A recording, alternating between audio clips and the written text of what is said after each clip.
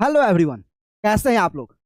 ठीक है, तो चलिए स्वागत है आप सभी का वरन्या कंपटीशन एकेडमी के एनसीईआरटी फाउंडेशन सीरीज में। आज के इस सेशन में हम लोग कवर करेंगे क्लास 8 एनसीईआरटी ज्योग्राफी का 4 नंबर चैप्टर एग्रीकल्चर को, और वो भी बहुत ही बेहतरीन तरीका से, बहुत ही शानदार तरीका।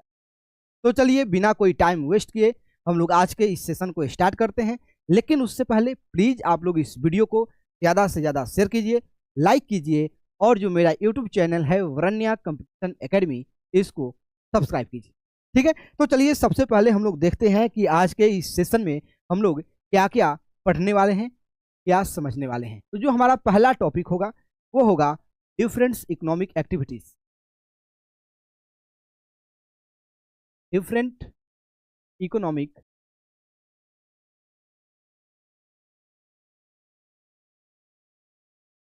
एक्टिविटीज के बारे में। दूसरा होगा different type of agriculture.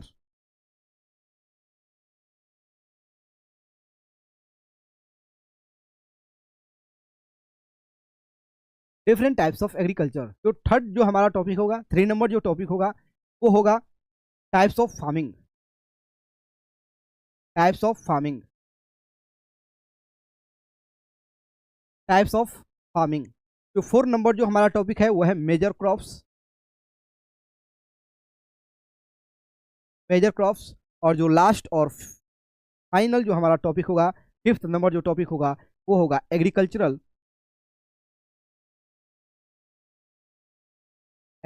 Development.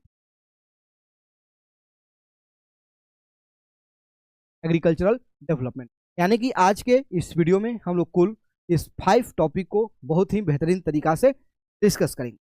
तो चलिए जो हमारा पहला टॉपिक है वो है इकोनॉमिक एक्टिविटीज। Economic activities. तो इकोनॉमिक एक्टिविटीज होता क्या है?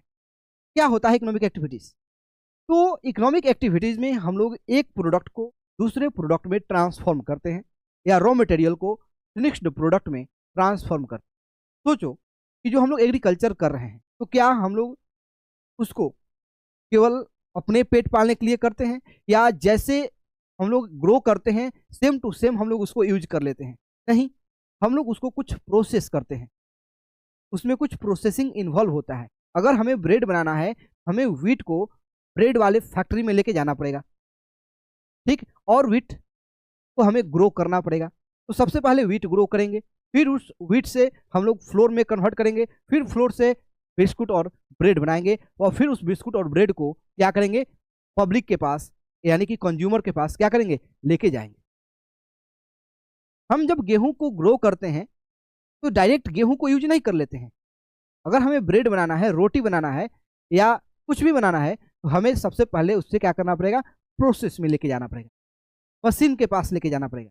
मशीन उसको क्या करेगा, ट्रांसफॉर्म करेगा एक फिनिश्ड प्रोडक्ट में। कैसे? तो हम लोगों ने क्या किया, गेहूं ग्रो किया, गेहूं को हम लोग आटा में कन्वर्ट किया, फिर उस आटा से हम लोग ब्रेड और बिस्कुट बनाए। वैसे ही जब हम लोग एनिमल रियरिंग करते हैं तो वहां पे हम लोग क्या करेंगे, बहुत सारे एनिमल को पालेंगे, फिर वहां से हम लोग मिल्क निकालेंगे, उस मिल्क से हम लोग डिफरेंट डिफरेंट डायरी प्रोडक्ट में क्या कर देंगे, कन्वर्ट कर देंगे। तो जब हम लोग एग्रीकल्चर कर रहे हैं तो यहाँ पे कुछ डिफरेंट इकोनॉमिक एक्टिविटीज इन्वॉल्व हैं, जो एक प्लांट्स को, या जो प्लांट से हम लोग ग्रेन एक्सट्रैक्ट कर रहे हैं, उस ग्रेन को दूसरे टाइप के प्रोडक्ट में ट्रांसफॉर्म कर रहे हैं। तो जो हमारा पहला प्रोडक्ट होता है जहाँ से हम लोग एक्सट्रैक्ट करते हैं नेचुरल सोर्स से, जैसे कि हम लोगों ने व्हीट ग्रो किया, पैडी ग्रो किया, जो पैडी हम लोगों ने ग्रो किया, वो जो एक्टिविटीज इन्वॉल्व है वहां पे, उस एक्टिविटीज को हम लोग क्या बोलेंगे, प्राइमरी एक्टिविटी।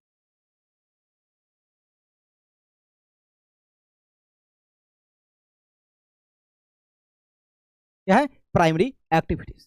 ग्रोइंग क्रॉप क्या है, प्राइमरी एक्टिविटीज है। क्या है, प्राइमरी एक्टिविटी। जब हम लोग उस व्हीट को मशीन के पास ले जाएंगे और वहां से आटा निकालेंगे, आटा के बाद हम लोग ब्रेड बनाएंगे, ब्रेड से बिस्कुट बनाएंगे, वहां पे जो इकोनॉमिक एक्टिविटीज इन्वॉल्व है वो है सेकेंडरी एक्टिविटीज। Secondary activities. अब जो लास्ट में है वो क्या करेगा, सोचो कि तूने गेहूं ग्रो कर लिया, तुमने गेहूं को क्या किया, ग्रो किया, तो उस गेहूं को सेकेंडरी एक्टिविटीज जहां पे इन्वॉल्व है, जहां पे मान लीजिए फैक्ट्री लगा हुआ है, वहां तक कौन लेके जाएगा, वहां तक कौन लेके जाएगा? तो उसके लिए ट्रांसपोर्ट का सिस्टम चाहिए। मान लीजिए तुम्हारा गेहूं कोई नहीं खरीदा, तो कुछ दिन तुम्हें उसे स्टोर करना पड़ेगा, तो स्टोरेज फैसिलिटी चाहिए। अब मान लीजिए तुमने गेहूं को इंडस्ट्री के पास ले गया, इंडस्ट्री उसको प्रोसेस करेगी, ब्रेड बनाएगी, उस ब्रेड को आम लोगों के पास, कंज्यूमर्स के पास पहुंचाया जाएगा। उस कंज्यूमर तक पहुंचाने के लिए शॉपकीपर होंगे, ट्रांसपोर्टेशन का सिस्टम होगा, स्टोरेज सिस्टम होगा। तो जो तीसरा एक्टिविटीज है वो क्या कर रहा है, दोनों एक्टिविटीज को हेल्प कर रहा है। इसलिए हम लोग इकोनॉमिक एक्टिविटीज को 3 एक्टिविटीज में कन्वर्ट करते हैं, एक है प्राइमरी, एक है सेकेंडरी और तीसरा है टर्शियरी।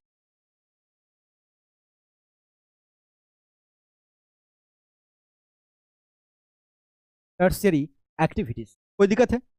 कोई दिक्कत है? तो हमारे पास 3 इकोनॉमिक एक्टिविटीज इन्वॉल्व हैं किसी भी रॉ मटेरियल को एक फिनिश्ड प्रोडक्ट में तैयार करने। कौन कौन है? प्राइमरी एक्टिविटीज, यानी कि जब हम लोग रॉ मटेरियल को फ्रॉम अ नेचुरल सोर्स से एक्सट्रैक्ट करते हैं। क्या करते हैं? एक्सट्रैक्ट करते हैं। जब तुम्हें स्टील बनाना है तो सबसे पहले तुम्हें चाहिए आयरन ओर। तुम आयरन ओर को माइन करोगे। जो हम लोग माइनिंग कर रहे हैं, ये माइनिंग एक प्राइमरी एक्टिविटी। जब हम लोग माइनिंग करके रॉ मटेरियल से, यानी कि जो आयरन ओर है, उस आयरन ओर से हम लोग एक आयरन बनाएंगे, फिनिश्ड आयरन बनाएंगे, प्योर आयरन में कन्वर्ट करेंगे, क्योंकि आयरन ओर में बहुत सारे इंप्योरिटीज होते हैं। उस इंप्योरिटीज को हम लोग हटा करके एक अच्छा क्वालिटी का आयरन तैयार करेंगे। फिर उस अच्छे क्वालिटी के आयरन में कुछ मिक्स करके हम लोग क्या बनाएंगे? स्टील बना देंगे। फिर उस स्टील को हम लोग कार बनाने वाले फैक्ट्री में यूज करेंगे। फिर हम लोग उसको क्या करेंगे? चलाएंगे। तो यहाँ पे डिफरेंट इकोनॉमिक एक्टिविटीज क्या है? इन्वॉल्व है। तो जो हम लोग क्रॉप को ग्रो कर रहे हैं वो प्राइमरी एक्टिविटीज है। उस क्रॉप को ग्रो यानी कि वीट को हम लोग आटे में, बिस्किट में, ब्रेड में कन्वर्ट कर रहे हैं सेकेंडरी एक्टिविटी में। और फिर जो ब्रेड बना करके हम लोग मार्केट में भेज रहे हैं, जो ट्रांसपोर्टेशन सिस्टम है, स्टोरेज फैसिलिटीज हैं, शॉपकीपर्स हैं, वो किस एक्टिविटीज में इन्वॉल्व है? तो टर्शियरी एक्टिविटी। कोई दिक्कत है तो बोलो, कोई दिक्कत है तो बोलिए, कोई दिक्कत है तो बोलिए। अब देखो यहाँ पे दिया हुआ है कि गुरप्रीत है, माधव है और टीना है। ये तीनों मानिए टहलते टहलते कहीं जा रही थी, तो देखा कि एक किसान है जो खेत में काम कर रहा है, खेत में काम कर रहा है, गेहूं उगा रहा है। तो किसान बताता है कि हम यहाँ पे गेहूं उगा रहे हैं, इसमें हम लोग फर्टिलाइजर ऐड कर रहे हैं, और जब ये प्रिपेयर होगा तो हम लोग इसको मार्केट में बेच देंगे। मार्केट से ये जो गेहूं है किसी इंडस्ट्री वाले के पास जाएगा, और वो इंडस्ट्री वाला उससे क्या बनाएगा? तो ब्रेड और बिस्कुट बनाएगा। तो यहाँ पे आप क्या देख रहे हैं कि गेहूं डिफरेंट डिफरेंट प्रोडक्ट में क्या हो रहा है? कन्वर्ट हो रहा है। यानी कि the transformation of plants and transformation from a plant to a finished product involve 3 types of economic activities, and these are primary, secondary and tertiary activities. जब एक प्लांट को या प्लांट से हम लोग फिनिश्ड प्रोडक्ट में कन्वर्ट करते हैं तो वहाँ पे 3 डिफरेंट एक्टिविटीज इन्वॉल्व होता है, एक प्राइमरी, सेकेंडरी और टर्शियरी। प्राइमरी एक्टिविटीज क्या होता है? तो primary activities include those connected to या connected with extraction and production of natural resource, like agriculture एक प्राइमरी एक्टिविटीज है, फिशिंग एक प्राइमरी एक्टिविटीज है, गैदरिंग गुड्स ये क्या है? प्राइमरी एक्टिविटीज है। ये क्या है? प्राइमरी एक्टिविटीज के एग्जाम्पल। कोई दिक्कत है? Extracting raw materials like the iron ore, coals from the mines, this are what is the primary activity. तुम जंगल में गए, जंगल से हनी निकाले, क्या हुआ?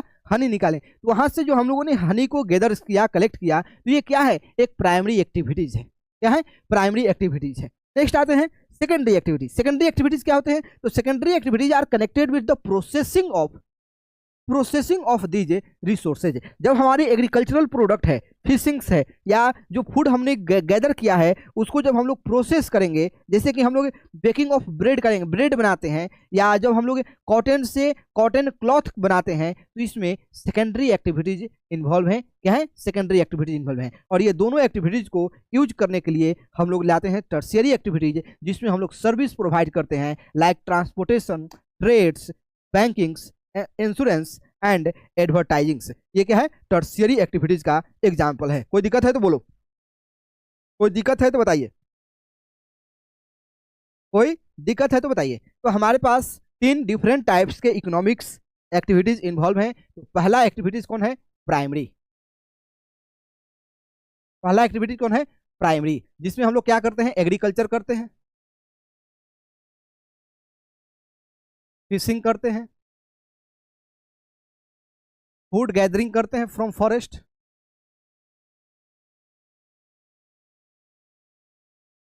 Food gathering from the forest, या एक्सट्रैक्शन ऑफ आयरन और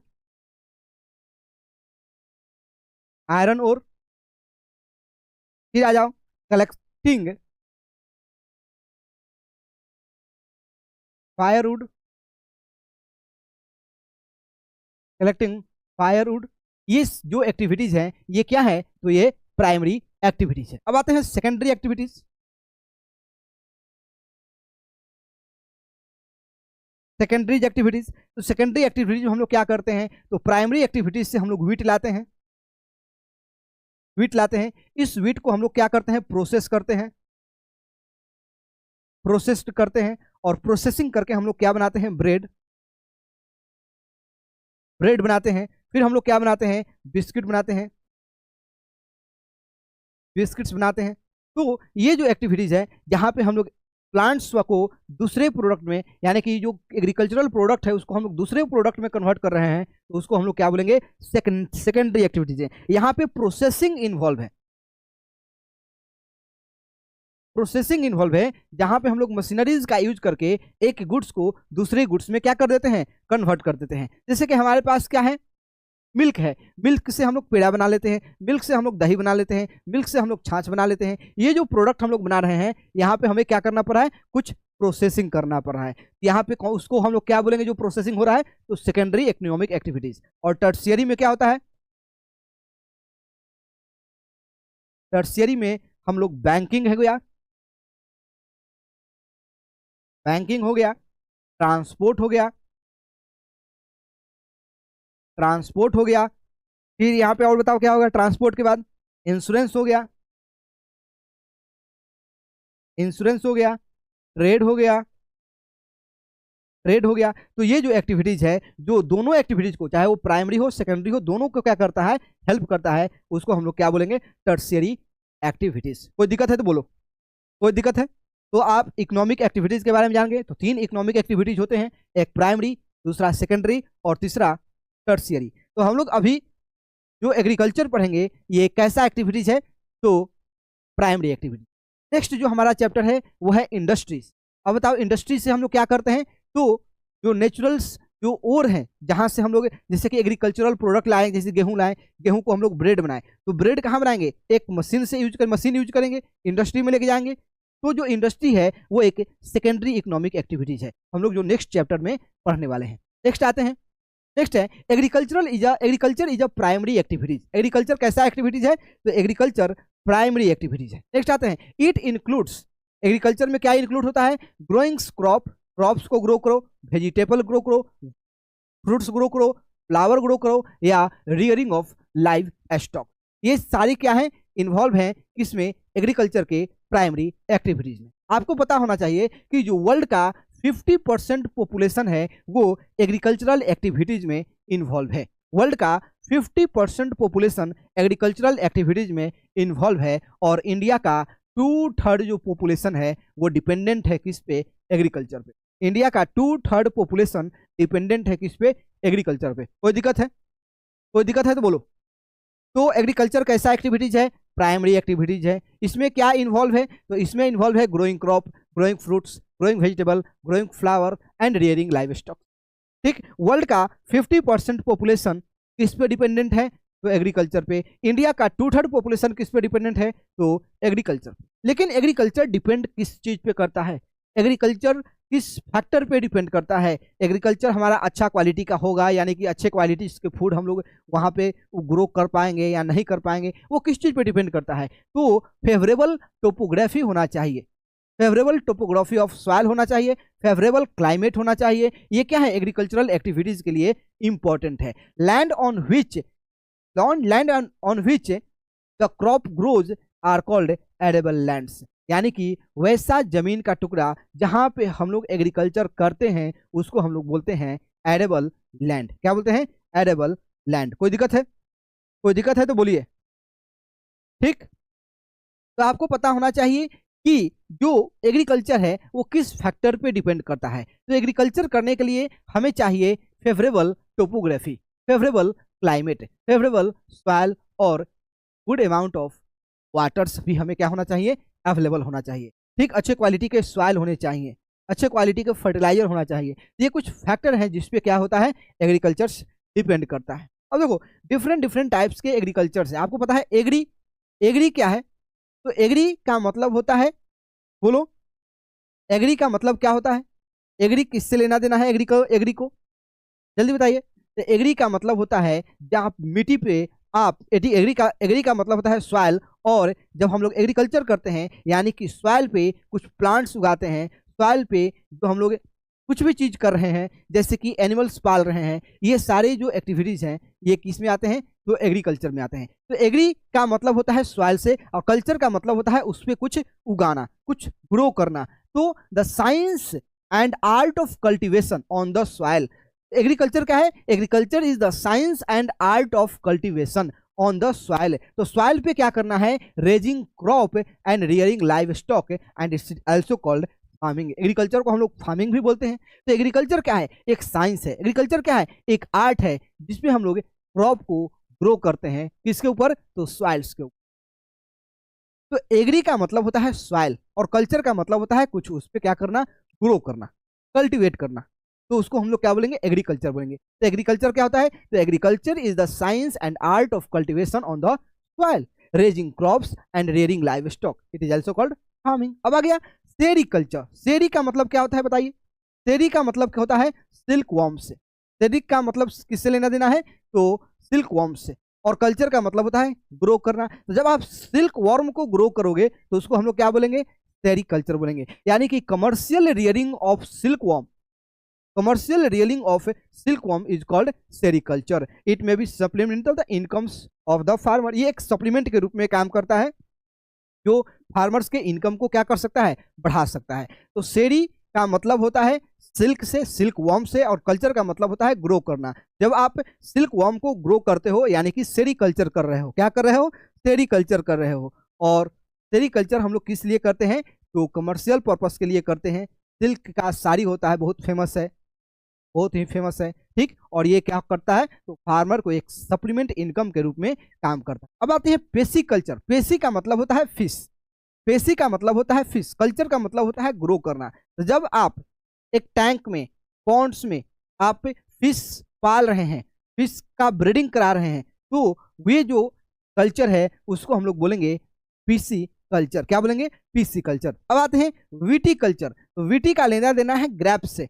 ग्रेप्स से जब आप ग्रेप्स का कल्टीवेशन करते हैं, ग्रेप्स ग्रो करते हैं, इसका मतलब आप क्या कर रहे हैं? वीटी कल्चर कर रहे हैं। हॉर्टी का मतलब होता है वेजिटेबल से, फ्लावर से और फ्रूट से। तो जब आप फ्लावर, फ्रूट, वेजिटेबल्स कल्टीवेट कर रहे हैं यानी कि आप हॉर्टी कल्चर कर रहे हैं। तो आप क्या कर सकते हैं? एग्रीकल्चर क्या होता है? तो agriculture is the science and art of cultivation on the soil. जब आप सॉइल पे रेजिंग क्रॉप कर रहे हैं यानी क्रॉप्स उगा रहे हैं, एनिमल्स पाल रहे हैं, यानी कि आप एग्रीकल्चर कर रहे हैं। सेरीकल्चर का मतलब है रियरिंग ऑफ सिल्कवॉर्म, सिल्कवॉर्म। ठीक, पेसिकल्चर का मतलब है breeding of fish specially in constructed tanks and pond. फिर कल्टीवेशन ऑफ ग्रेप क्या होता है? वेटिकल्चर। और growing vegetable, flower and fruits for a commercial use is called horticulture. कोई दिक्कत है तो बोलो, कोई दिक्कत है? ये डिफरेंट टाइप्स के कल्चर्स है। एग्रीकल्चर का मतलब है कि जब आप सॉइल से, एग्री का मतलब होता है सॉइल और कल्चर का मतलब होता है कुछ चीज को ग्रो करना। जब आप सॉइल के ऊपर क्या ग्रो कर रहे हो? कुछ प्लांट को या लाइव स्टॉक्स को, तो वहां पे हम लोग एग्रीकल्चर करते हैं। फिर आ गया सेरी। सेरी का मतलब है सिल्क वॉर्म से। तो जब आप सिल्क वॉर्म को कल्टीवेट कर रहे हो, कल्चर कर रहे हो, तो सेरीकल्चर कर रहे हो। पीसी यानी कि जब आप फिश पाल रहे हो तो पीसी कल्चर कर रहे हो। जब आप ग्रेप्स का कल्टीवेशन कर रहे हैं तो विटीकल्चर कर रहे हैं। जब आप वेजिटेबल्स को, फ्रूट को और फ्लावर को कल्टीवेट कर रहे हैं तो आप हॉर्टिकल्चर कर रहे हैं। कोई दिक्कत है? कोई दिक्कत है? अब देखिए फार्मिंग सिस्टम, फार्म सिस्टम क्या होता है? फार्म सिस्टम क्या होता है? तो सिस्टम क्या है? तो सिस्टम का मतलब है एक इंटरकनेक्टेड प्रोसेस। क्या? इंटरकनेक्टेड प्रोसेस, यानी कि जब आपको एक गुड्स को प्राप्त करना है, गुड्स को गेट करना है, तो उसके लिए आप कुछ प्रोसेस करोगे। क्या करोगे? कुछ प्रोसेस करोगे, जो सारे प्रोसेस एक दूसरे से क्या है? इंटरकनेक्टेड है। सारे प्रोसेस क्या हो? एक दूसरे से इंटरकनेक्टेड हो। जैसे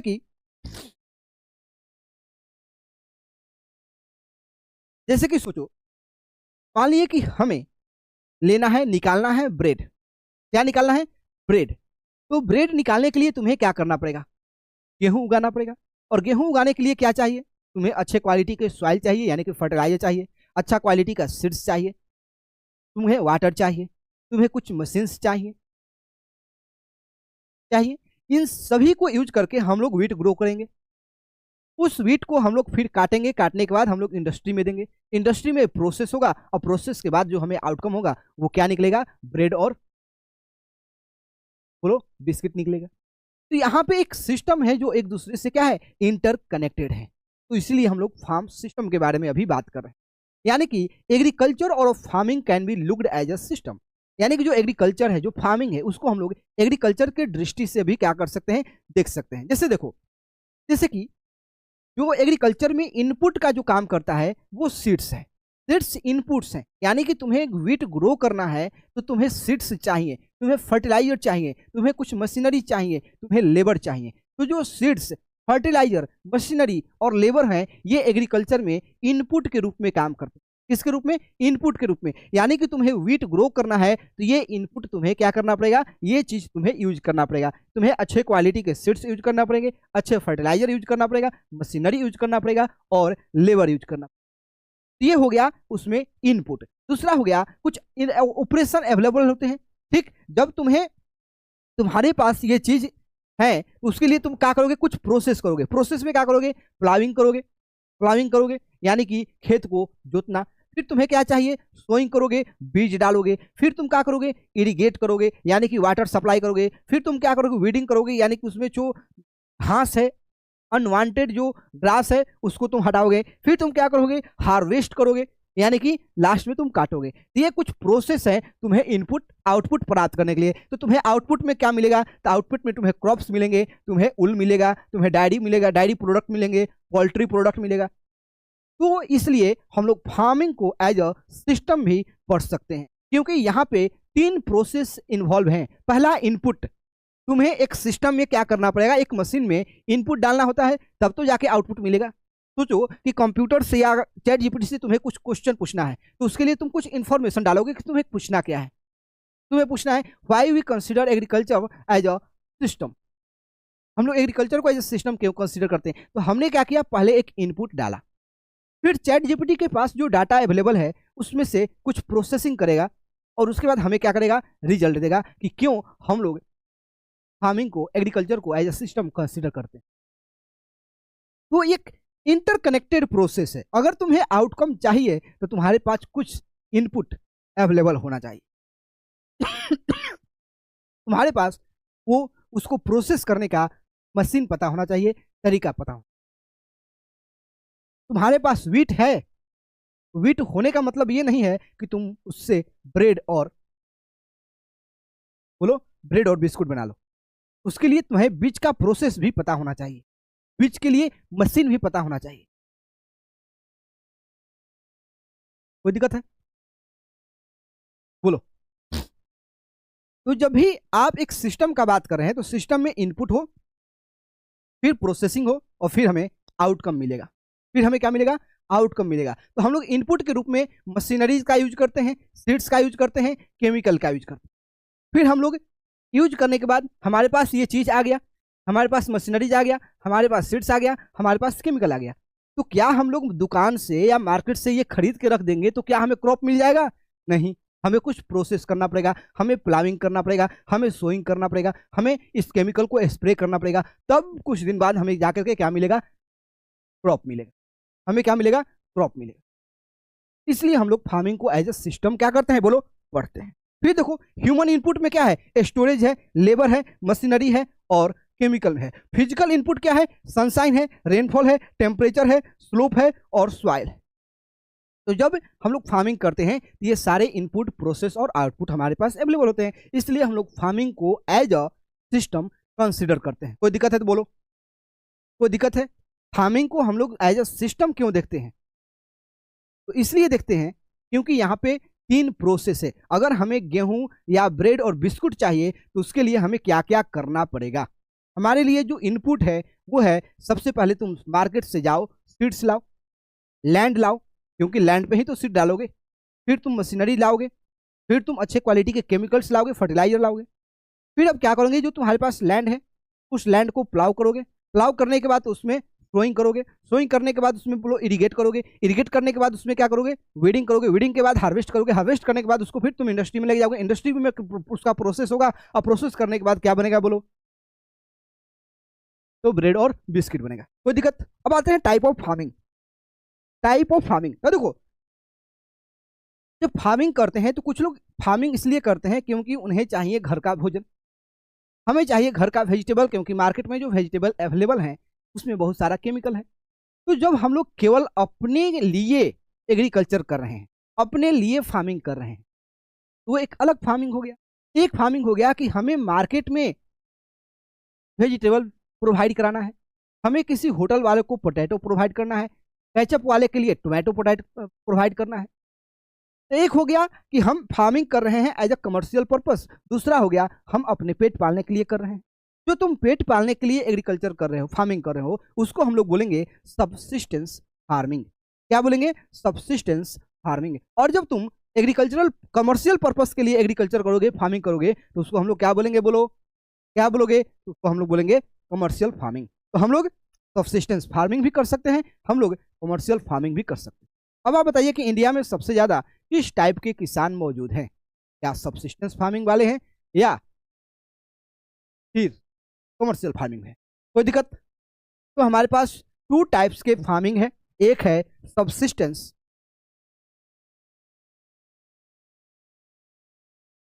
सबसिस्टेंस और दूसरा है कमर्शियल। दूसरा क्या है? कमर्शियल। एक है सबसिस्टेंस फार्मिंग और दूसरा है कमर्शियल फार्मिंग। अब देखो, सबसिस्टेंस फार्मिंग क्या होता है, यहाँ पे हम लोग अपने नीड को पूरा करने के लिए क्या करते हैं? फार्मिंग करते हैं। ठीक, यानी कि फार्मर फार्मर डूइंग फार्मिंग या practice farming to meet the need of their family. जब किसान अपने फैमिली के नीड को पूरा करने के लिए फार्मिंग करता है तो उसको हम लोग सबसिस्टेंस फार्मिंग बोलते हैं, जहाँ पे हम लोग ट्रेडिशनली लो लेवल के टेक्नोलॉजी का यूज करते हैं और हाउस होल्ड लेबर, घर के ही बाल बच्चों को वहाँ पे हम लोग यूज करते हैं, और छोटा सा थोड़ा मात्रा में हम लोग आउटपुट निकालते हैं, जिसको हम लोग साल भर यूज करते हैं और फिर हम लोग एग्रीकल्चर करते हैं। तो केवल अपने पेट पालने के लिए करते हैं, ना कि दूसरों के लिए, केवल अपने के लिए। यहाँ पे हमें पैसा इन्वॉल्व नहीं है, हमें मनी माइंडेड नहीं है, बस हमें अपना पेट पालना है, पेट पालना है। तो जो हम लोग प्रिमिटिव, जो हम लोग सब्सिस्टेंस एग्रीकल्चर करते हैं, ये 2 टाइप से करते हैं। एक होता है इंटेंसिव सब्सिस्टेंस,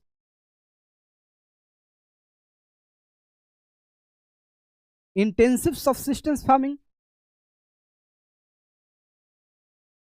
सब्सिस्टेंस फार्मिंग, और दूसरा होता है shifting, shifting farming, shifting farming. अब आओ, इंटेंसिव सब्सिस्टेंस फार्मिंग क्या होता है?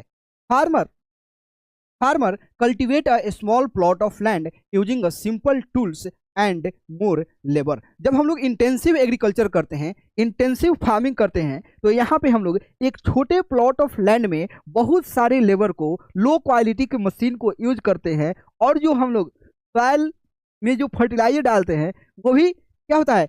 लो क्वालिटी का होता है। हम लोग लार्जली जो यहाँ पे जो फार्मर्स हैं, ये डिपेंड करते हैं क्लाइमेट्स के ऊपर पे, यानी कि रेनफॉल कितना हो रहा है उस पर हम लोग डिपेंड करते हैं, क्योंकि हमारे पास यहाँ पे क्वालिटीज़ जो है अवेलेबल नहीं है, ज़्यादा हर टाइप की क्वालिटीज अवेलेबल नहीं है। हमारे पास छोटा सा लैंड है, क्या हम लोग उसके लिए ड्रोन खरीद लेंगे? ड्रोन से हम लोग केमिकल स्प्रे करेंगे? नहीं। हम लोग एक छोटा सा डब्बा लेंगे, उसमें हम लोग कुछ कपड़ा या जो भी चीज़ लेंगे, उसमें उसको केमिकल को डाल के ऐसे ऐसे छिड़ देंगे, हो गया इंटेंसिव फार्मिंग।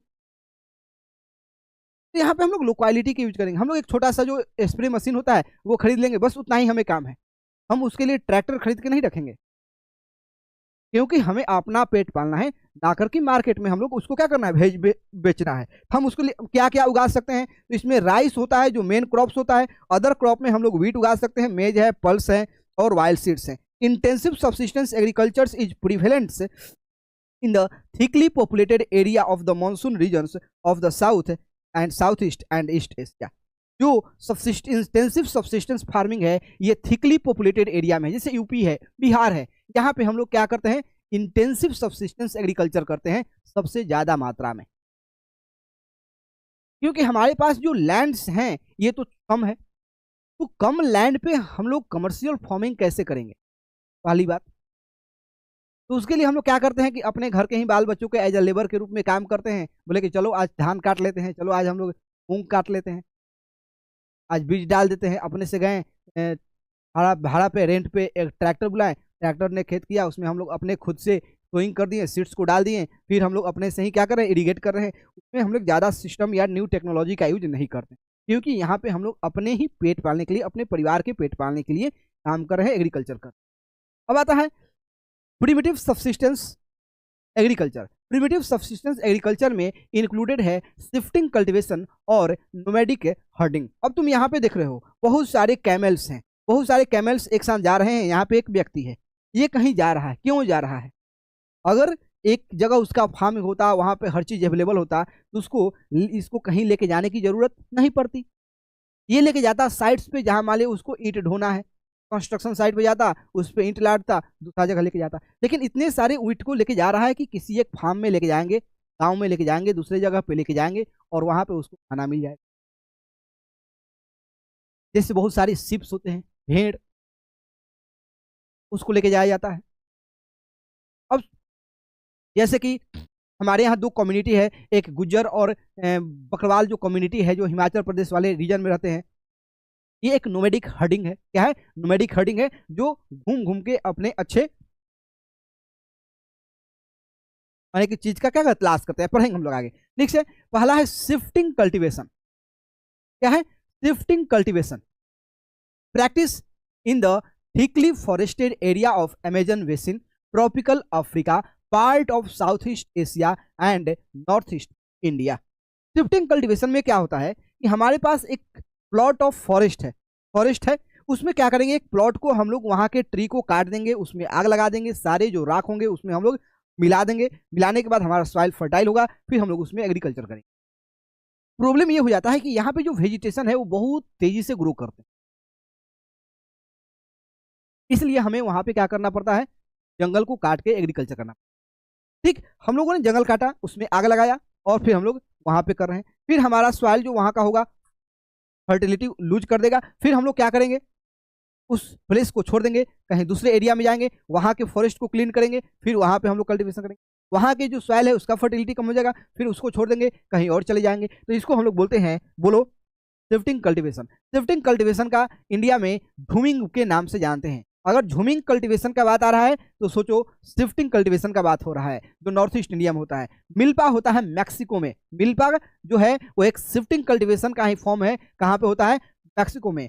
रोका जो होता है वो ब्राजील में होता है, और लदांग जो होता है वो मलेशिया में होता है। लदांग कहाँ होता है? मलेशिया में होता है। और इस टाइप के क्वेश्चन यूपीएससी में पूछे जा चुके हैं।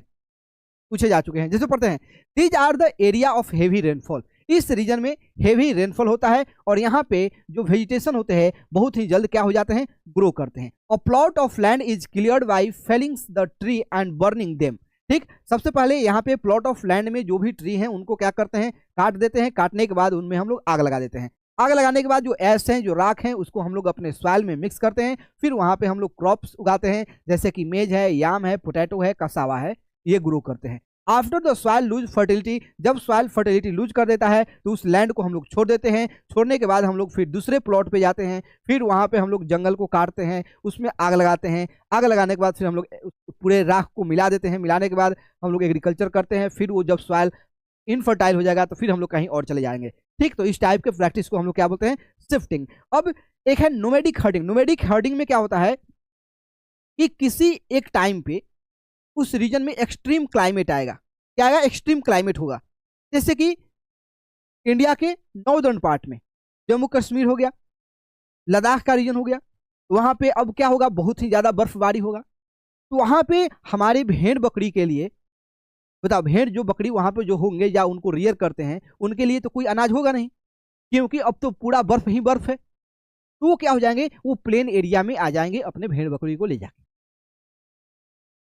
फिर जैसे ही समर सीजन आएगा वो अपने एरिया में फिर से वापस चले जाएंगे, फिर विंटर आएगा फिर आ जाएंगे। तो ये हो जाएंगे नोमैडिक हर्डिंग। क्या हो जाएंगे, नोमैडिक हर्डिंग। पढ़े हो, ये नोमैडिक हर्डिंग है जो सेमी एरिड और एरिड रीजन में प्रैक्टिस किया जाता है, जैसे कि सहारा में, सेंट्रल एशिया में and some part of India में लाइक राजस्थान, जम्मू एंड कश्मीर में।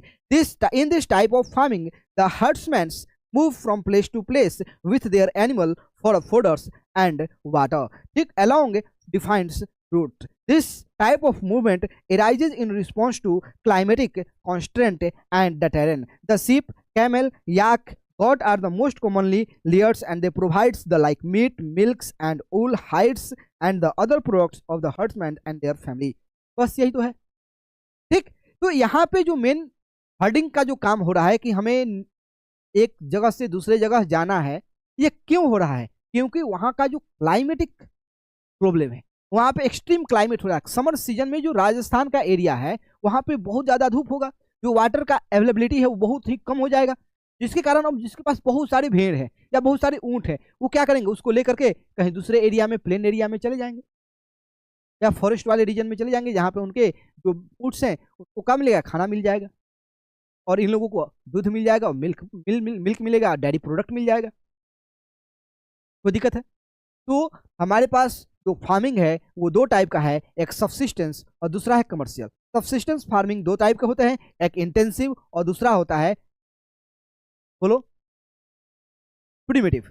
जो इंटेंसिव होता है वो मैदानी इलाके में, जैसे कि यूपी बिहार में कुछ लोग हैं, बहुत सारे लोग हैं, वो इंटेंसिव फार्मिंग करते हैं, क्योंकि उनके पास जो प्लॉट ऑफ लैंड है वो बहुत ही छोटा है और उनके पास जो टेक्नोलॉजी जो अवेलेबल है वो बहुत ही ओल्ड है। दूसरा एक होता है प्रिमिटिव। प्रिमिटिव में हम लोग पुराने समय वाले जो एग्रीकल्चर हैं उसको करते हैं। सबसे पहले शिफ्टिंग कल्टीवेशन हो गया और दूसरा नोमैडिक हर्डिंग हो गया। कोई दिक्कत है, कोई दिक्कत है। अब आ गया कमर्शियल फार्मिंग। कमर्शियल फार्मिंग, तो कमर्शियल फार्मिंग में हम लोग दो काम कर सकते हैं, एक ग्रेन ग्रो कर सकते हैं, दूसरा प्लांटेशन कर सकते हैं। अगर आप रबर, टी, कॉफी, कोकोनट का कल्टीवेशन करते हैं तो एक प्लांटेशन में आता है, प्लांटिंग कमर्शियल। ये जो है प्लांटेशन है, एक कमर्शियल एक्टिविटीज है, ठीक है। क्योंकि यहाँ पे जब आप एक बार ट्री लगाएं तो ये एक दिन का या 2 महीना 3 मंथ का 3 4 या 5 मंथ का नहीं होता है, ये लॉन्ग पीरियड ऑफ टाइम के लिए इन्वेस्टमेंट होता है। अगर हमें फॉरेस्टिंग करना है, हमें बागवानी करना है, हमें आम का पेड़, आम बहुत सारा उगाना है, तो हम एक प्लॉट ऑफ लैंड पे आम लगा दिए तो आम एक दिन में तैयार नहीं होगा। जब वो तैयार होगा तो इतना जल्दी वो उसका जो पेड़ को हम लोग काट नहीं पाएंगे, उसको हम लोग अगले सीजन तक वेट करेंगे, यानी कि उसमें जो हम लोग मेनी ईयर्स तक हमें वेट करना पड़ता है, वहां पे हम लोग कोई दूसरा क्रॉप्स नहीं कर सकते, एक ही क्रॉप्स हमें क्या करना पड़ेगा, यूज करना पड़ेगा। कोई दिक्कत है। तो जो टी है, टी का प्लांट हम लोग लगाते हैं तो वो एक दिन में प्रिपेयर नहीं होता है, तो हमें छोड़ देना होता है, वहां पे बस हम लोग केवल एक ही काम करते हैं। बातें हैं, in commercial farming crops are grown and animal are rear for the sale in the market. अगर हमें सबसिस्टेंस फार्मिंग करना है तो हम एक गाय रखेंगे या एक भैंस रखेंगे, या सबसिस्टेंस फार्मिंग करना है तो एक बैल रखेंगे जो खेत में हमारा काम करेगा, हेल्प करेगा। लेकिन जब हम लोग कमर्शियल पर्पस के लिए फार्मिंग करेंगे तो एक बड़े प्लॉट ऑफ लैंड में हमारे पास ट्रैक्टर होगा, हमारे पास हार्वेस्टर होगा, क्योंकि हमारे पास बहुत ज़्यादा लेबर होने चाहिए, क्योंकि वहाँ पे जो हम एग्रीकल्चर कर रहे हैं वो अपने परिवार के पेट पालने के लिए नहीं कर रहे हैं, हम कर रहे हैं किसके लिए, मार्केट में बेच के पैसा कमाने। पेट तो परिवार का ही पलेगा, लेकिन पैसा कमाने के लिए डायरेक्ट केवल उस अनाज को घर में यूज करने के लिए नहीं करते, ठीक। यानी कि जो हम लोग कमर्शियल फार्मिंग करते हैं उसको हम लोग बस क्यों करते हैं, तो उस प्रोडक्ट को मार्केट में सेल करने। The area cultivated and the amount of capital used is the large. यानी कि जब हम लोग जितना एरिया में कल्टीवेट कर रहे हैं या जितना कैपिटल लगा रहे हैं वो बहुत क्या होता है, ज्यादा होता है। The most of work is done by the machine, ठीक। इस टाइप के फार्मिंग में जितने भी काम होते हैं वो किसके द्वारा किए जाते हैं, मशीन के द्वारा। अगर हमें वाटर प्रोवाइड करना है, अगर हमें केमिकल प्रोवाइड कराना है प्लांट को, तो हम मशीन का यूज करेंगे, ना कि लेबर का यूज करेंगे। ठीक है, कोई दिक्कत है तो बोलो। Commercial farming include commercial grain farming, mixed farming and plantation agriculture. तो जब हम लोग कमर्शियल एग्रीकल्चर करेंगे, कमर्शियल फार्मिंग करेंगे, तो हम लोग केवल और केवल ग्रो यानी कि पैडी का कर सकते हैं, वीट का कर सकते हैं, ठीक, मूंग का कर सकते हैं। ठीक, दूसरा होता है मिक्स्ड, हम लोग एक साल में राइस, वीट और मूंग का कर लिए। और एक होता है प्लांटेशन, जो साल में एक ही होगा, वो क्या है बोलो, शुगर केन हो गया, शुगर केन हो गया, टी हो गया, कॉफी हो गया, कोकोनट हो गया, रबर हो गया, ये क्या है तो प्लांटेशन है।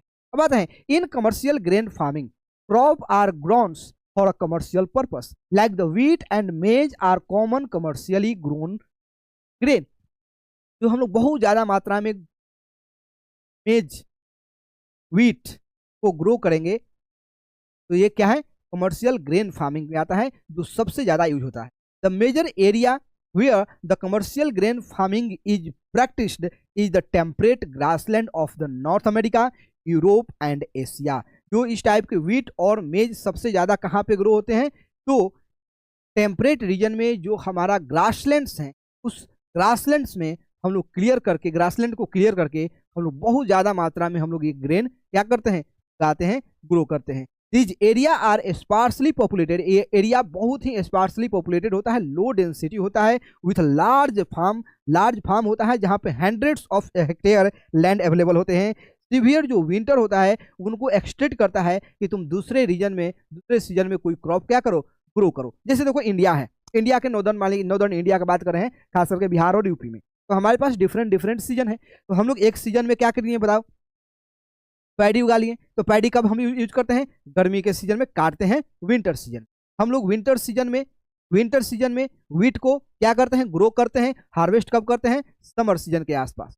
और इन दोनों के बीच में हम लोग एक और कल्टीवेशन, अगर कोई क्रॉप उगाना चाहें तो वो भी उगा सकते हैं। लेकिन जो टेम्परेट रीजन में जहाँ पे व्हीट और क्रॉप हो रहा है, यहाँ पे 100 of hectare of land available है, लेकिन एक साल में हो सकता है केवल वो व्हीट ही ग्रो कर पाए, क्योंकि वहाँ का जो विंटर है वो बहुत ही हार्श होता है। क्या होता है, बहुत ही हार्श होता है, जिसके कारण वो वहाँ पे ग्रो नहीं कर पाएंगे।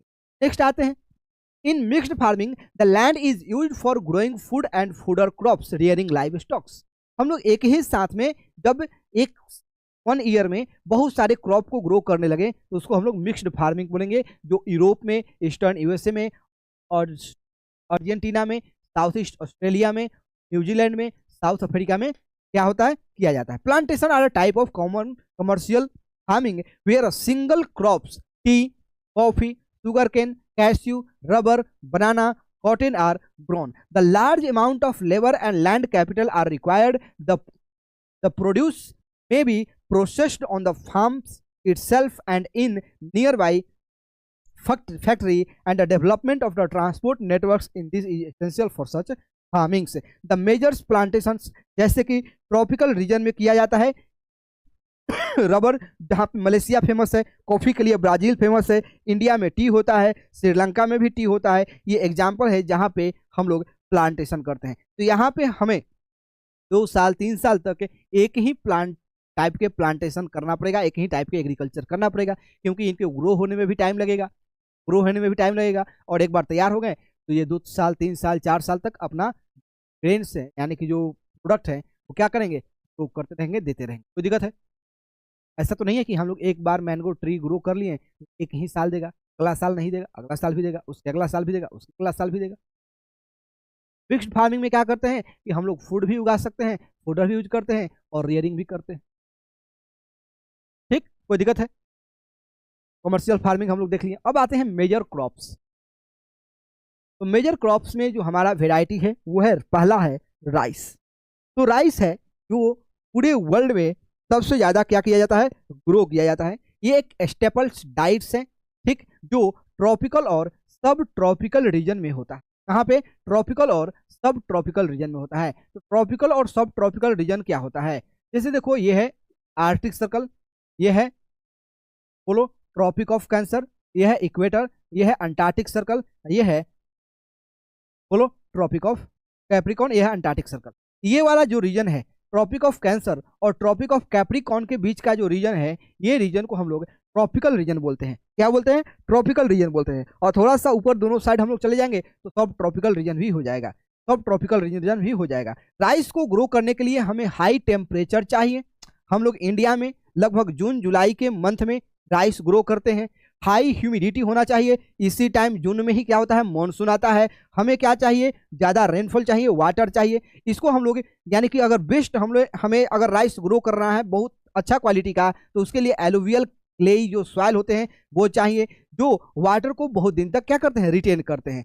China leads in the production of rice followed by India. सबसे ज्यादा राइस कौन प्रोड्यूस करता है? चाइना। उसके बाद कौन करता है? इंडिया। फिर है जापान, श्रीलंका और Egypt. In the favourable climatic condition in the West Bengal and Bangladesh the 2 to 3 crops are grown in a year. यानी कि जो जिस टाइप के क्लाइमेटिक कंडीशन होते हैं, उस क्लाइमेटिक कंडीशन में जो वेस्ट बंगाल है, बांग्लादेश है, बिहार है, यहाँ पे हम लोग 2 से 3 क्रॉप एक साल में क्या करते हैं, ग्रो कर लेते हैं। अब आते हैं यानी कि एक ही साल में 2 से 3 बार राइस को क्या कर लेते हैं, ग्रो कर लेते हैं। अब आते हैं व्हीट।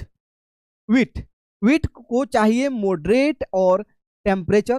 क्या चाहिए? Moderate temperature and rainfall during growing season. सोचो अभी ये जो सीजन है दिसंबर का जो सीजन था, आज हमारा नए साल में हम लोग प्रवेश किए जनवरी में। अब हम लोग क्या करते हैं, यानी कि दिसंबर के मंथ में हम लोग व्हीट को सोइंग करते हैं। व्हीट का सीड जो है हम लोग अपने खेत में डालते हैं। इसको तैयार होने में मार्च तक का टाइम लगता है। मार्च के बाद जो हमारे एरिया में जो सनशाइन है वो ब्राइट हो जाता है, एकदम खिला खिला धूप होगा, जो हार्वेस्टिंग के लिए, व्हीट के हार्वेस्टिंग के लिए अच्छा माना जाता है। अगर उस टाइम में बारिश हो गया तो सारा व्हीट क्या हो जाएगा, बर्बाद हो जाएगा, खराब हो जाएगा। तो हमें अभी चाहिए मॉडरेट टेम्परेचर व्हीट को ग्रो करने के लिए। हमें अभी चाहिए मॉडरेट रेनफॉल। जो इंडिया के बताओ, सोचो पंजाब के रीजन में या जो दिल्ली का रीजन है वहाँ पे वेस्टर्ली जाता है, मेडिटेरेनियन सी से ह्यूमिडिटी लाता है और थोड़ा थोड़ा क्या करता है, रेनफॉल इस सीजन में होता है, जो बहुत ही अच्छा माना गया है व्हीट के लिए बहुत ही अच्छा माना गया है। तो यहाँ पे हमें व्हीट को ग्रो करने के लिए क्या चाहिए, मॉडरेट टेम्परेचर चाहिए और मॉडरेट रेनफॉल चाहिए। और जब हमें काटना है तो bright sunshine at the time of harvest, और काटने के समय में हमें क्या चाहिए, bright sunshine. It thrive best in the well drain loamy soils. Well drain loamy soil में हमें क्या चाहिए, थ्राइव होता है यानी कि ग्रो होता है। Wheat is grown extensively in USA, Canada, Argentina, Russia, Ukraine, Australia and India. In India it is grown in winter season. अब देखो यूएसए के लिए कोई सीजन का मायने नहीं रखता है, क्योंकि वो टेम्परेट क्लाइमेट में ही है, वो टेम्परेट क्लाइमेट में ही है। तो वहां पे वो किसी भी सीजन में क्या कर सकते हैं, बोलो, वहां पे हो सकता है सीजन हो ही नहीं, तो वहां पे वो किसी भी सीजन में क्या कर सकते हैं, व्हीट ग्रो कर सकते हैं। रसिया किसी भी सीजन में व्हीट ग्रो कर सकता है, यानी कि साल भर में 2 बार 3 बार भी क्या कर सकता है, व्हीट ग्रो कर सकता है। लेकिन इंडिया में हम लोग व्हीट केवल विंटर में ग्रो करते हैं और मार्च अप्रैल के मंथ में व्हीट को क्या करते हैं, हार्वेस्ट करते हैं। क्योंकि व्हीट के लिए चाहिए मॉडरेट क्लाइमेट, मॉडरेट टेम्परेचर जो अभी अवेलेबल है, और राइस के लिए चाहिए हाई टेम्परेचर जो जून जुलाई के मंथ में होता है, जब हम लोग ग्रो करते हैं। कोई दिक्कत है तो बोलो, कोई दिक्कत है? राइस हो गया, व्हीट हो गया। अब आते हैं मेज। ये क्या है, मिलेट है, हो गया। अब आते हैं मेज में क्या होता है, मेज के लिए हमें चाहिए मॉडरेट टेम्परेचर और moderate rainfall, lots of sunshine, it need a well drain fertile soil. Maize is grown in North America, Brazil, China, Russia, Canada, India and Mexico. अब आता है कॉटन हाई टेम्परेचर रिक्वायर्ड होता है। High temperature cotton के लिए required है। Light rainfall, थोड़ा सा रेनफॉल चाहिए यहाँ पे, और लगभग 210 फोर्ट फ्री चाहिए, यानी कि 210 फ्रॉस्ट फ्री चाहिए, 210 डेज फ्रॉस्ट फ्री चाहिए, यानी कि विंटर सीजन में हम लोग कॉटन को ग्रो नहीं कर सकते, फ्रॉस्ट फ्री चाहिए। इसके लिए bright sunshine for its growing, it grow based on the black and alluvial soil. China, USA, India, Pakistan, Brazil, Egypt are leading producer of the cotton. It is the one of the main raw materials for the cotton textile industry. Cotton textile industry के लिए cotton चाहिए, उसी के लिए तो हम लोग grow करते हैं इसको। फिर इसको ग्रो करने के लिए हमें टेम्परेचर कैसा चाहिए, हाई चाहिए, रेनफॉल कम चाहिए, हमें 210 डेज कम फ्रॉस्ट फ्री सीजन चाहिए, 210 डेज। सबसे ज़्यादा हम लोग यहाँ पे ब्लैक सॉइल हमारे पास कहाँ अवेलेबल है, तो महाराष्ट्र और गुजरात के रीजन में, जहाँ पे हम लोग ज़्यादा मात्रा में क्या करते हैं, बोलो, कॉटन उगाते हैं। अब आते हैं जूट। जूट के लिए चाहिए, इसको हम लोग गोल्डन फाइबर बोलते हैं, और जूट के लिए चाहिए हमें हाई टेम्परेचर, हमें हाई टेम्परेचर चाहिए, हेवी रेनफॉल चाहिए, ह्यूमिड क्लाइमेट चाहिए। तो बताओ इंडिया में वेस्ट बंगाल, बिहार सबसे ज़्यादा प्रोड्यूसर है किसके, किसके, तो जूट के। कोई दिक्कत है, कोई दिक्कत है, ठीक। इंडिया और Bangladesh, Bangladesh are the leading producer of jute. अब आते हैं कॉफ़ी।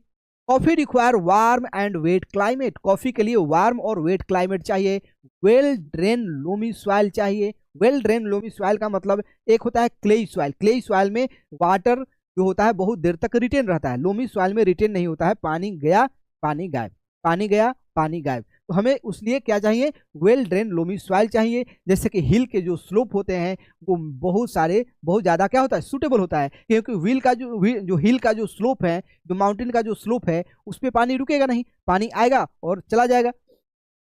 देखो ब्राजील है वो लीडिंग प्रोड्यूसर है किसका, तो वो कॉफ़ी का, उसके बाद है कोलंबिया और इंडिया। टी आते हैं। टी जो beverage crops grown on the plantation, this is requires a cool climate. तो इंडिया में बताओ किस रीजन में हम लोग टी उगाते हैं, टी ग्रो करते हैं। और well distributed high rainfall through out the year, यहाँ पे हाई रेनफॉल भी हर साल होता है, यहाँ पे टेंडर्स ठीक for the growth of its tenders leaf. It need a well drain loamy soil, इसको भी वेल ड्रेन लोमी सॉइल चाहिए। जेंटल स्लेप, ये labour in a large number required होता है, बहुत ज़्यादा लेबर चाहिए, क्योंकि लिप्स को हमें क्या होता है, तोड़ना होता है। तो केनिया, इंडिया, चाइना, श्रीलंका, ये है जो वर्ल्ड के बेस्ट क्वालिटी के टी को क्या करते हैं, प्रोड्यूस करते हैं।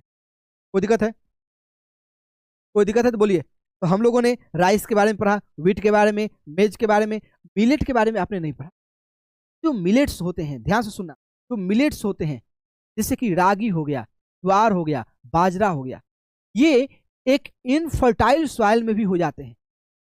और आज के डेट में जब इतना ज़्यादा क्लाइमेट चेंज आ रहा है, ड्राई सीजन हो रहा है, सॉइल का इनफर्टिलिटी लूज हो रहा है, और इसलिए को हम लोग बहुत ज़्यादा इम्पोर्टेंस दे रहे हैं। हमारे यहाँ स्पेशल क्या हो रहा है, प्रोग्राम चल रहा है मिलेट्स के लिए। कोई दिक्कत है? और ये बहुत ही ज़्यादा फाइबर रिच होता है, जो हमारे डाइजेशन में क्या करता है, हेल्प करता है। अब है agricultural development. Agricultural development, agricultural development का मतलब क्या है, जैसे जैसे सोचो कि हमारे यहाँ पॉपुलेशन तो इंक्रीज हो रहा है, लेकिन लैंड जो है एग्रीकल्चर, जो एरेबल लैंड है वो तो सीमित है ना, वो तो लिमिटेड है, और पॉपुलेशन बढ़ते जा रहा है। तो हमें क्या करना होगा कि कम जमीन पे ज़्यादा से ज़्यादा अनाज, ज़्यादा से ज़्यादा एग्रीकल्चर का जो फर्टिलिटी माने कि ग्रो है, यानी कि जो एग्रीकल्चरल प्रोडक्ट है उसको क्या करना पड़ेगा, ज़्यादा से ज़्यादा ग्रो करना पड़ेगा। और जब हमें ज़्यादा ग्रो करना पड़ेगा तो उसके लिए हमें क्या चाहिए, टेक्नोलॉजी चाहिए, उसके लिए हमें इरिगेशन सिस्टम चाहिए, उसके लिए हमें क्या चाहिए, स्टोरेज फैसिलिटी चाहिए। तो जब हम लोग ये काम करेंगे तो इसका मतलब एग्रीकल्चरल डेवलपमेंट पे हम लोग काम कर रहे हैं। बातें हैं, agricultural development refer to the effort made to increase farm production in order to meet the growing demand of the increasing population। जो इंक्रीजिंग पॉपुलेशन है उसका जो डिमांड है उसको मीट करने के लिए, उसके मीट करने के लिए जब हम लोग एग्रीकल्चर में प्रयास कर रहे हैं ताकि हमारा फार्म प्रोडक्शन बढ़े, इस एफर्ट को हम लोग क्या बोलेंगे, एग्रीकल्चरल डेवलपमेंट बोलेंगे। This can be achieve in many वे, हम लोग इसको अलग अलग तरीका से अचीव कर सकते हैं। जैसे increasing cropped area, cropped area को इंक्रीज करके हम लोग फार्म प्रोडक्शन क्या कर सकते हैं, बढ़ा सकते हैं। लेकिन हमारे पास क्रॉप एरिया भी तो सीमित है, जब पॉपुलेशन इंक्रीज हो रहा है तो उस इंक्रीज पॉपुलेशन के लिए भी तो ज़्यादा लैंड चाहिए। फिर है नंबर ऑफ क्रॉप्स ग्रोन, जो क्रॉप्स हम लोग ग्रोन कर रहे हैं उसके संख्या को बढ़ा दें। Improving irrigation facility, irrigation facility के लिए बढ़ा दो। Use of fertilisers and high yielding variety seeds, high quality के जो सीड्स हैं, हाई क्वालिटी के जो फर्टिलाइजर्स हैं उसको हमें क्या करना पड़ेगा, यूज करना पड़ेगा। Mechanisation of agriculture is also another aspects of agricultural development. ठीक, हमें ज़्यादा से ज़्यादा मैकेनाइज करना पड़ेगा ताकि वहाँ पे लेबर कम लगे और मशीन्स का यूज हम लोग ज़्यादा कर पाए, जहाँ से हम लोग ज़्यादा से ज़्यादा क्या करें, प्रोड्यूस कर पाए। The ultimate aim of the agricultural development to increase the food security, और सिक्योर फूड सिक्योरिटी, यानी कि जो हमारा अल्टीमेट एम होना चाहिए एग्रीकल्चर का, वो फूड सिक्योरिटी के पर्पज से होना चाहिए। Agriculture has developed at a different place in the different part of the world. Developing country with a large population usually practice intensive agriculture. अभी आ गया बात, ठीक। जितने भी डेवलपिंग कंट्री है वो इंटेंसिव एग्रीकल्चर करते हैं, छोटे से लैंड है, लो क्वालिटी का टेक्नोलॉजी यूज करते हैं, लो क्वालिटी के सीड यूज करेंगे, लो क्वालिटी के फर्टिलाइजर यूज करेंगे। लेकिन जब बात अमेरिका का आएगा, जब बात यूएसए का आएगा, जब बात इंग्लैंड का आएगा, वहां पे हर चीज क्या है, अवेलेबल है। हर चीज क्या है, अवेलेबल है। जहां पे हमें क्या करना पड़ेगा, इन कंट्री से सीखना पड़ेगा। अब देखो farm in India, farm in India यहाँ पे दिया है Adilabad in Ghazipur district of Uttar Pradesh. Poona Lal एक किसान है, स्मॉल फार्मर है in this village who has a farmland of about 1.5 hectare. इसके पास 1.5 हेक्टेयर का लैंड है। His house is in the main village, main village में इसका घर है। He purchase a high yielding variety of the seeds from the market every alternate year. उसको हर साल मार्केट से हाई एल्डिंग वेराइटी के सीड्स खरीदना पड़ता है। The land is fertile, land fertile है। ही ग्रो एटलीस्ट 2 क्रॉप को साल भर में ग्रो कर सकता है in a year, which is normally wheat and rice and pulse, जो व्हीट राइस और पल्स होता है। The farmer take advice to his friends, यहाँ पे जो फार्मर है वो अपने फ्रेंड से क्या करता है, एडवाइस लेता है, या जो उससे बड़े हैं उससे लेता है, ठीक। As well as government agricultural जो ऑफिसर होते हैं उससे भी एडवाइस लेता है। They takes the tractors on the rent, rent पे वो ट्रैक्टर लेता है ploughing his field. Now his the some of his friend still use traditional method like the bullocks for ploughings and there is a tubewells in the nearby village and take for the irrigator. यानी कि ये मुन्ना लाल का कहानी है कि मुन्ना लाल के पास 1.5 hectare lands हैं। वो जो एडवाइस लेता है कि हमें एग्रीकल्चर कब करना है, क्या करना है, वो अपने फ्रेंड से या जो बड़े बुजुर्ग हैं उनसे करता है। उसका जो कुछ फ्रेंड हैं वो बुल्लॉक का भी यूज करते हैं प्लाव करने के लिए, एग्रीकल्चर के लिए ट्यूबवेल का यूज करते हैं। लेकिन देखो अब यहाँ पे यूएसए में क्या होता है, Munna Lal has also has a 2 buffalo. Munna Lal के पास 2 बुफेलो है और 2 हेन्स है। He sell milk in the cooperative store, cooperative store में मिल्क सेल करता है। He is a member of cooperative society, cooperative society का मेंबर है, ठीक। All the member of the family help in the various farm activities, और उसके farm activities में क्या करते हैं, उसके फैमिली मेंबर भी क्या करते हैं, काम करते हैं। He sell his produce to the mandi, mandi में क्या करता है, सेल भेजता है, क्या करता है, जो प्रोडक्ट है, जो क्रॉप्स हैं उसको बेचता है। तो कभी कभी अच्छा दाम पे बेचता है, कभी कभी कम दाम पे बेचता है, क्योंकि उसके लिए उसके पास कोई स्टोरेज फैसिलिटी नहीं है ताकि वो सही मार्केट के लिए क्या करे, वेट करे। अब देखते हैं यूएस में, ठीक। तो average farm size of the USA is much larger than in the India. India में जो फार्मलैंड का जो साइज है उससे बहुत बड़ा साइज किसके पास है, यूएसए के पास है। यानी कि 250 हेक्टेयर है, जो एवरेज जो साइज है वो 250 हेक्टेयर है। The farmer generally reside in the farm, ठीक। जो फार्मर होते हैं वो गांव में नहीं रिसाइड करते हैं, फार्म में ही डिसाइड करते हैं। And some of the major crop grown are the corn, soybean, wheat, cotton, sugar beat.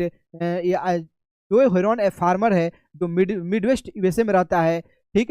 उसके पास 300 हेक्टेयर ऑफ लैंड है। He grow a corn on his field, make sure that the soil and the water resource meet the need of his crops. Adequate measures are taken to control the pest can damage the crops and the time. अब देखो एक किसान India में है जो advice किससे ले रहा है, जो सलाह ले रहा है अपने फ्रेंड से या अपने बुजुर्ग बुजुर्ग।